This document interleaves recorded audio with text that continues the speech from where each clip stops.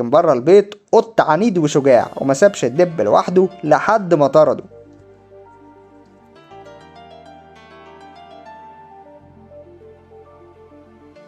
اللي شايفينه دلوقتي علاقة نادرة بين شخص ودب مربيه، وزي ما انتوا شايفين الدب بيساعده عشان يوصله للمكان ولا كأنه شخص زيه.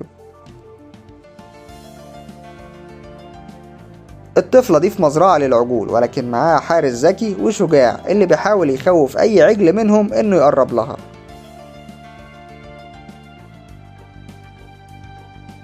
تخيل تلاقي دبين بالحجم ده على باب بيتك، هتعمل ايه؟ أكيد هتجري مع إنك أكبرهم في الحجم، ولكن الكلب الصغير ده هاجمهم بكل الشجاعة لحد ما طردهم من البيت.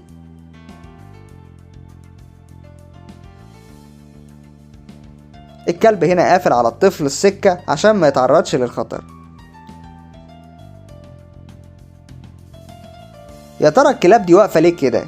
بتأمن صاحبها وهو بيسحب الفلوس. البطة دي بتعمل حاجة يعجز الدماغ انه يعقلها، بتحاول تأكل السمك من أكلها لإحساسهم بيها. سبحان الله. الكلب ده بيعدي السكة بكل هدوء، ولكن ما خدش باله من العربية، واللي خد باله وحاول يحذره الكلب زيه وفضل معاه لحد ما عدى الطريق. العجل هنا كان هيعمل حاجة هيندم عليها بقية عمره، انه يضرب صاحب الكلب ده، ولكن الكلب ده ما سابوش. الحيوانات دي عبارة عن أبطال بنقابلها في حياتنا. هل انت قابلت أبطال زيهم ولا لأ؟ سيب لنا ردك في الكومنتات تحت، ولو عجبك الفيديو ياريت تدعمني بلايك وسبسكرايب وفعل الجرس عشان يجيلك كل جديد. سلام.